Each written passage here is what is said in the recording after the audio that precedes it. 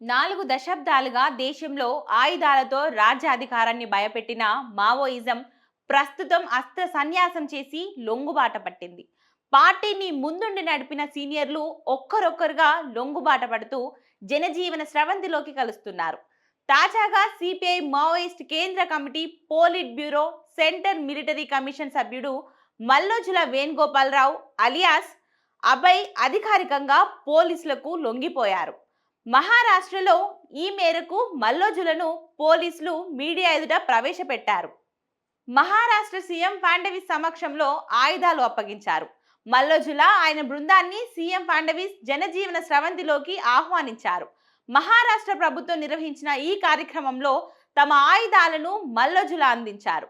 దాదాపు 6 కోట్ల రివార్డ్ మల్లోజులపై ఉండడంతో ఈ రివార్డును ఆయనకు సీఎం ఫడ్నవీస్ అప్పగించారు. తెలంగాణ, మహారాష్ట్ర, ఛత్తీస్గఢ్, ఒడిశాలో మోస్ట్ వాంటెడ్ గా ఈ మల్లోజుల ఉన్నారు. మావోయిస్ట్ పార్టీ వైఖరి సరిగా లేదంటూ కొన్ని రోజులుగా మల్లోజుల బహిరంగ లేఖలు విడుదల చేస్తూ ఉన్నారు. పార్టీలో జరుగుతున్న తప్పిదాలకు తానే కారణమని చెప్తూ అత్యున్నత నిర్ణాయక కమిటీ, పోలిట్ బ్యూరో నుంచి తప్పుకున్నారు. మల్లోజుల వేణుగోపాలరావుపై 100కు పైగా కేసులున్నాయి. నిన్న 60 మంది సహచర మావోయిస్టులతో కలిసి మల్లోజుల లొంగిపోయిన విషయం తెలిసిందే.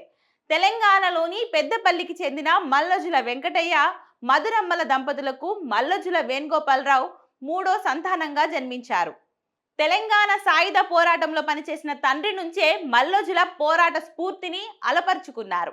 చదువు పూర్తి చేసుకున్న తర్వాత తన అన్న పిలుపు మేరకు మావోయిస్ట్ ఉద్యమంలో ప్రవేశించారు. పార్టీలో ఆయనను అభయ్, సోను, భూపతి, వివేక పేర్లతో పిలిచేవారు.